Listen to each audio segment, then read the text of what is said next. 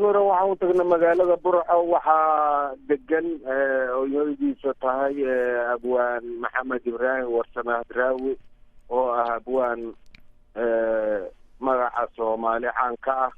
marka abwaankaas oo xanuunsanay inaan soo booqano xaaladiisa aan soo ogaano ayaan u tagnay. waxaa kaloo noo dheeray haddii alla kuu yahay hadiyada aan u sidnayna waa gaarsiinaynay. marka sidaas ayaan u tagnay walaal.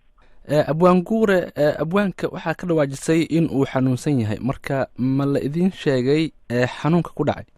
ha walaalo waa naloo sheegay oo abwaanku asaga laftirkiisa waa nala sheekaystay oo waa hadli karaa. waxaan kaloo xaaladiisa ka wareysanay marwadiisa oo hodan dibad la yiraahdo iyo walaalkiisa oo asaguna abwaana oo hurre walawa la yiraahdo. intaba ways aragnay. marka abwaanka xanuunkiisa wuxuu u badan yahay xagga maskaxda, gaar ahaan xasuusta dhow ayaa ka maqan. waana lagu dadaalo, xataa jarmalka waa loo geeyay caafimaad ahaan. dhakhaatiirtii jarmalku waxay dhaheen maskaxdiisu waxay lamid tahay 2 qarni inay shaqaynaysay ayaa loo maleeya 200 oo sano. marka kolleyba marka waa weyn oo wax xasuusa oo dhow ma lahan. marka waxa weeyaan xasuustii ayuu gabay.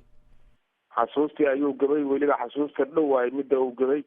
sababto waxyaabihii hore oo dhan waa uu xasuustaa, laakiin wixii dhow ma xasuusto. aniga oo aan xataa marar badan is aragnay oo mar xataa safar aan wada galnay, waktigii aan safarka wada galna wuu ogyahay, laakiin wixii ka dambeeyo aan is aragnay ma oga. marka xasuusta dhow ayaa ka maqan walaal. ma la idin sheegay waktiga uu ku bilowday xanuunkan? xanuunkan miduu haye, laakiin waa uun isu soo tartarayay. marka xataa dawladda somaliland 2 jeer ayay sacuudiga geeyeen. jarmalkana mar uu tegay oo intii xanuunku ku cusbay ah. hase yeeshee weli uun caafimaad ma uusan helin. marka xanuunka ugu daranaya haya waa midkaas oo xasuusta oo uusan waxba xasuusan. hadda ka waran xaaladiisa caafimaad?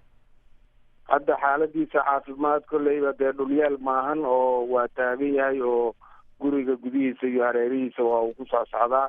hase yeeshee midaas oon ugu daran oo xanuunkaas oo xagga maskaxda ayaa ugu daran.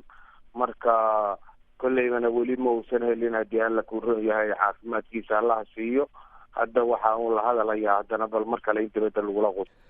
idinka ka abwaanin ahaan goorme idinku dhalatay inaad u tagtaan oo aada soo booqataan abwaan hadraawi? wallaahi dee in muddaa waa ku taamaynay, hase yeeshee tabartaa nagu yareed. marka hadda unbay noo suurto gashay waxaan ula tagno haddii alla kuu ron yahay inaan helno. sidaas ayaana ugu tagno walaal. golaha abwaaniinta soomaaliyeed aada adigu afhayeenka u tahay, goorma ayaa la sameeyey? yaasa ka xusi kartaa oo qeyb ka ah? rag badan ayaan ka xusi karaa oo qeyb ka ah. muddada la sameeyena haddii alla kuu ron yahay kolleyba 20 sano kama yara, 20 sano ayay ku dhowdahay. sababtoo ah guddoomiyihii ugu horreeyey wuxuu ahaay allah u naxariistay cali jareere. guddoomiyihii kusoo xiga wuxuu ahay cabdulla raaga daraawiish. guddoomiyihii kusoo xiga wuxuu ahay mustafa sheekh cilmi. guddoomiyihii kusoo xiga wuxuu ahay abshir bacadle. marka haddana waxaa guddoomiye ka ah abwaan sangub. marka intaasina uu soo jiray muddo dheer inuu jiray ayay ku cadaynaysaa. marka rag badan oo magac iyo maamuuslana waa ka mid wala. abwaan guure, ugu dambeyntii abwaanada waxaa lagu yaqaanaa wadaniyadda, xanuuninta iyo maaragtay toosinta mujtamaca iyo ka shaqaynta nabadda. marka door noocee ah ayay abwaanada hadda nool ee soomaaliyeed ay ka ciyaaraan soo celinta nabadda soomaaliya? xaqiiqada haddii aan sheego kolleyba doorkii hore oo abwaanadii hore ay qaadan jireen oo hadda ay ugu dambeeyaan sangub iyo hadraawi oo labaduba xanuunsan. kuwa hadda jira ma filayo inay qaataan ama ay qaadan karaan.